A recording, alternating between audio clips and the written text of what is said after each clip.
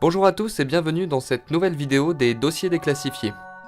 Aujourd'hui, on s'attaque à votre enfance en mettant en lumière la fièvre Pokémon qui sévit depuis plusieurs semaines. Lorsque j'étais petit, j'ai eu la joie de goûter à ce jeu aux mécaniques simplistes mais efficaces comme jamais. Se balader dans le jeu, capturer des Pokémon, les faire augmenter de niveau, puis combattre les dresseurs jusqu'à oxyre les dresseurs de l'arène finale. Aujourd'hui, Pokémon fait ressortir notre âme d'enfant en remettant au goût du jour un concept et en le poussant à son paroxysme. Les nouvelles technologies ont permis le développement d'un jeu unique et plus ou moins révolutionnaire. Fini le temps où vous passiez votre journée devant votre écran à jouer pendant que vos parents vous demandaient de sortir profiter du soleil. Maintenant, plus d'excuses. Pokémon vous oblige à sortir pour capturer des monstres, marcher pour faire éclore des œufs, ou encore visiter des coins de votre ville insoupçonnés grâce au Pokéstop en utilisant la réalité virtuelle. Moi-même, je dois bien l'avouer, si j'avais eu internet sur mon téléphone, j'aurais fait partie de ces dresseurs marchant fièrement à la recherche du prochain Pokémon rare. Mais voilà, même si ce jeu révolutionne le monde vidéoludique et apporte de nombreux bienfaits, il véhicule avec lui une zone d'ombre qui n'est pas sans conséquences. Et c'est de cette zone d'ombre dont on va parler aujourd'hui. Si Pokémon Go a réussi à faire sortir les joueurs de chez eux, cela a apporté aussi son lot d'événements étranges, tristes et dangereux dans le monde réel. Comme dirait Pierre Chasseret, délégué général de l'association 40 millions d'automobilistes, le problème ce n'est pas le jeu qui est très bien, c'est ce que les gens en font. Et on ne peut qu'être d'accord en voyant le nombre d'accidents causés par Pokémon Go, ou plutôt les joueurs de Pokémon Go.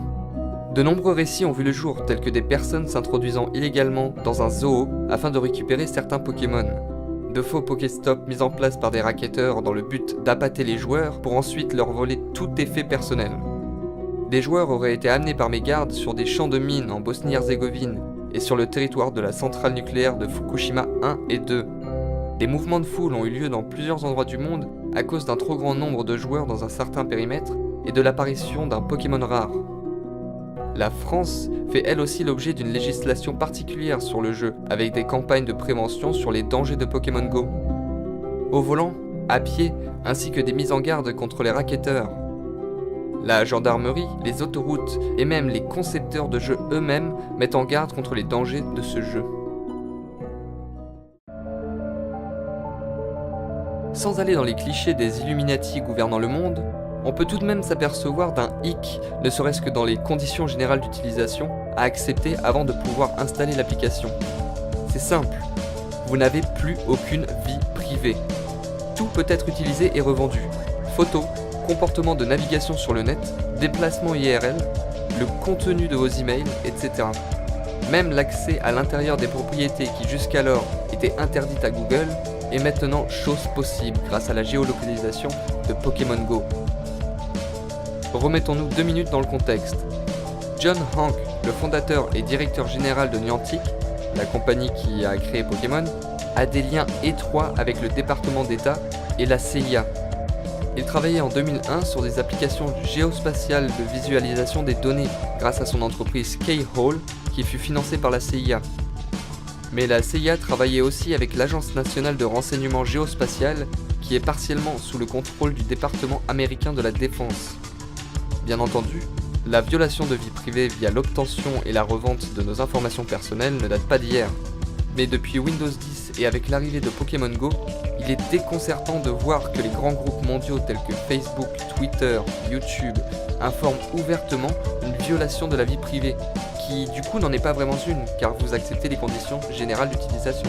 Et c'est sans parler que toute donnée récupérée par Niantic peut faire l'objet d'un transfert à un tiers en cas de rachat ou de fusion avec ce tiers. Dans toute cette histoire, le but final serait de récupérer un maximum de données afin d'étudier le comportement humain pour ainsi anticiper celui-ci. Si tel est le cas, le libre arbitre ne sera qu'un miroir du bon vouloir des grands dirigeants sous couvert d'une soi-disant conscience de la population. Une fièvre au goût amer, Pokémon Go reste néanmoins une application ludique. Bien entendu, vous devez prendre conscience des dangers que cela peut vous apporter pour votre vie privée, votre intégrité physique, mais aussi pour votre avenir. Si vous avez pleinement conscience de tout ça, je n'ai plus qu'à vous souhaiter une bonne chasse aux Pokémon. Mais avant de partir à la chasse, n'oubliez pas de commenter pour me donner votre avis sur le sujet. Je suis curieux de connaître votre opinion. Likez si vous avez aimé et surtout partagez pour faire ouvrir les consciences. Quant à moi, je vous dis à la prochaine pour une nouvelle vidéo.